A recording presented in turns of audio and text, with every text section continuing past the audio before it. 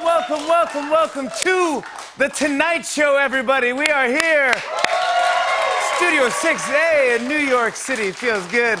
Thank you so much for watching. Let's get to the news and jokes. Well, guys, I think it's fair to say that right now, America is at a crossroads. It doesn't get much bigger than this. So we begin tonight with our top story. Get excited because McDonald's is bringing back the McRib. That's right. Americans were like, finally, a glimmer of hope in the barren wasteland that's been 2020. When he heard about it, Trump dropped out of the race and said, I'm done, clearly. I've made America great again. The McRib.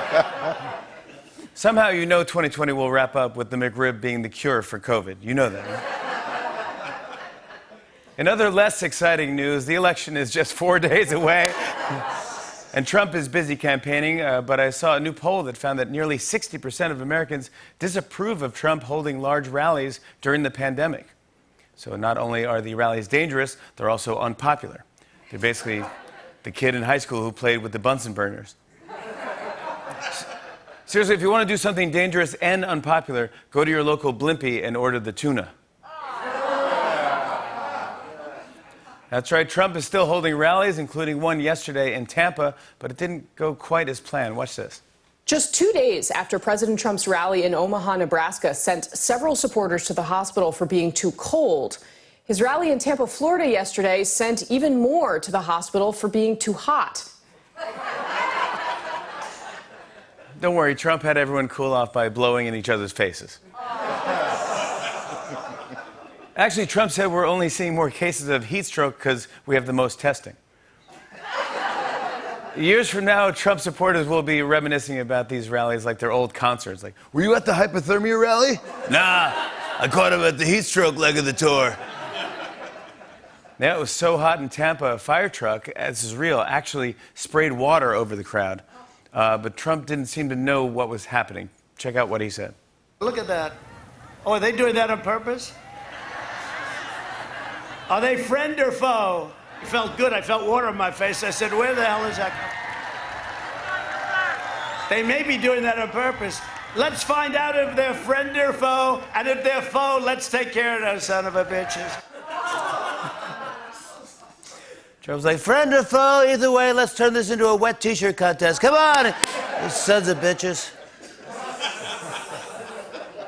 Yep, people were packed tightly in unsanitary conditions and hosed down with water.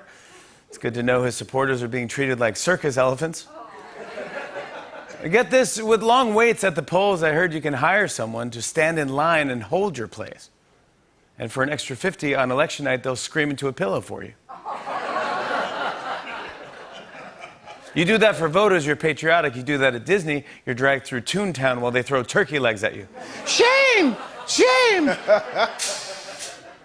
You guys, Halloween is tomorrow and everyone has plans, and some notable people in Washington also have something going on. I'll show you what I mean. For example, Mike Pence plans to hand trick-or-treaters his favorite hard candy, ice cubes. Next up, Donald Trump Jr. plans to inhale a bunch of pixie sticks and go rant on Fox News. The media runs right away. It's Russian disinformation. There's literally zero evidence that it's Russian disinformation. Steve Mnuchin plans to tell kids for the last time, I'm not dressed as McLovin. Rudy Giuliani plans to spend a quiet night at home tucking in his shirt. That's interesting. Wilbur Ross plans to slowly suck on a Werther's Original until he nods off. Oh. It's kind of cute, yeah. I'm not sure about this. Joe Biden plans to bore trick-or-treaters with a long story about how his friend Ron Carmel invented the candy apple. And finally, President Trump plans to smile through a window and be a human jack-o'-lantern. Well, I hope they all have fun. I hope they have a good time. It's Halloween. Well, let's change gears. I heard soon you'll be able to buy a brand new kind of milk. Take a look. Nestle is coming out with Cinnatoast Crunch flavored milk, a.k.a. Cinnamilk. The new flavored milk tastes like an epic combination of cinnamon and sugar deliciousness with hints of toasted cereal in every sip. Cows heard and were like, I didn't realize what we did wasn't enough for you. And finally, here's a weird story. A food writer in Georgia just created a restaurant on her front porch for chipmunks. Take a look.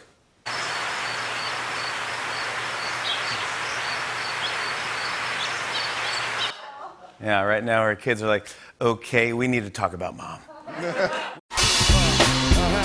On and on and on. I said, and it's on.